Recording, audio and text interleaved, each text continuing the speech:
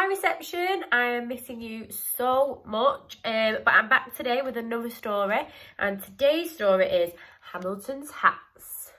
And I know children in my class love this story. Hamilton the pig was very fond of hats. He had big hats, small hats, tall hats, floppy hats, stripy hats, feathery hats, and suitable for every and any occasion sort of hats. In fact, he had so many hats that you would need more than all your fingers and toes to count them. There's all of his hats that he likes. When Hamilton the pig's mum saw Hamilton messing about in his hats, she worried. "Hamilton," she would say, "you are a very vain little pig, and I do not know what is to become of you.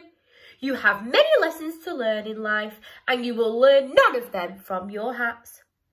But Hamilton did not listen. He was too busy.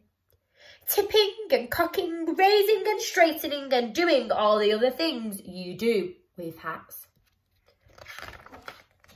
One day, Hamilton the pig was out and about when he bumped into a giraffe. Hamilton was wearing a tall, teetering, high as a chimney sort of hat. "My hat makes me almost as tall as you," he said to the giraffe. The giraffe snorted and with one fell swoop snatched up the hat and flipped it onto her head. "Oh, indeed, a very fine hat," she said, ignoring the hot, cross piglet below. "I should like to keep it for myself. But if you are really determined to get your hat back, you must climb up my long, long neck to get it." Hamilton looked up at the giraffe's long, long legs and her long, long neck. It is not easy for little pigs to climb, but Hamilton did want his hat back, and so he decided to do it. It was horrid. The giraffe kept wriggling her neck because she said Hamilton was too tickly. But Hamilton was determined, and so at last he got his hat back. "Whee!" he cried as he slid down the back of the giraffe's neck and bumped onto the ground. "I am a very determined pig and I have my hat." Always looking very proud of himself. The next day, Hamilton the pig was out and about when he came across a crocodile. Hamilton was wearing a fierce, pointy, snap-your-tail-up sort of hat. "My hat makes me almost as fierce as you," he said to the crocodile.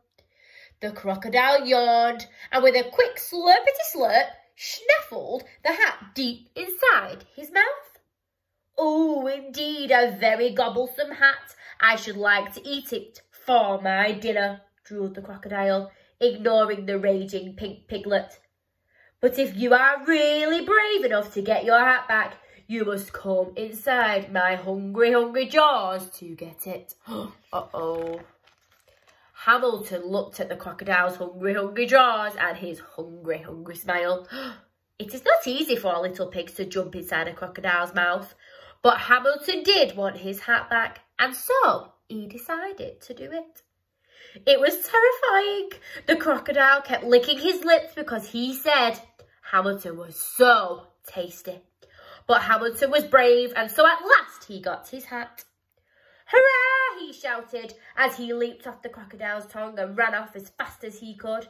"I am a very determined and brave pig, and I have my hat." The next day, Hamilton the pig was out and about when he met a band of cheeky monkeys. Hamilton was wearing a round, bouncy, let's play catch sort of hat. "My hat makes me almost as playful as you," he said to the band of monkeys. The monkeys laughed, and with a quick flick of the tail, one monkey swiped the hat and threw it to his friend. Uh-oh. Now they're playing piggy in the middle, look.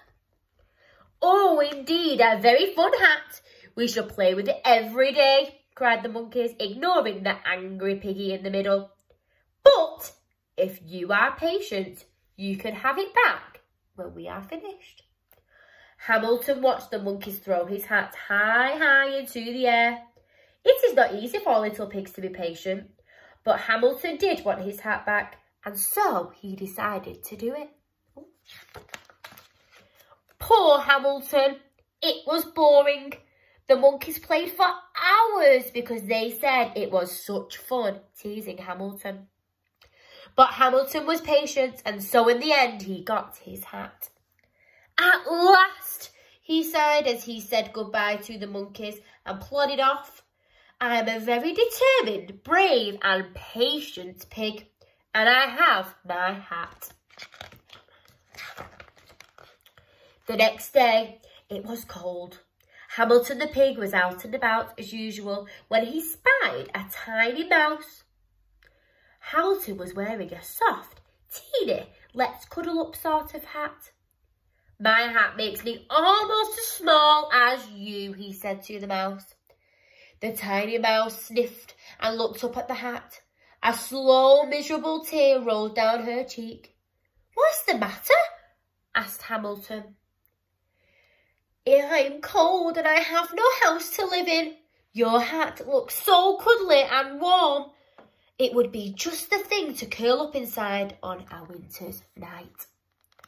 You want to sleep in my hat? Squealed Hamilton, horrified.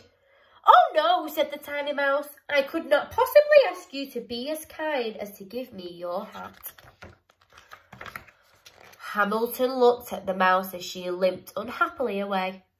It's not easy for little pigs to be generous, and Hamilton did not want to give his hat away, but he decided to do it. It was nice. The mouse kept shaking his hand and saying thank you because she said Hamilton was so kind. Ah, said Hamilton, I'm a very determined, brave, patient and kind pig, but I have no hat. So happy, hungry and hatless, Hamilton the pig arrived home and set to work on a new and very special hat. And look, there's all his different kinds of hats. Oh, he was such a nice pig, wasn't he? Hope you enjoyed it. Bye.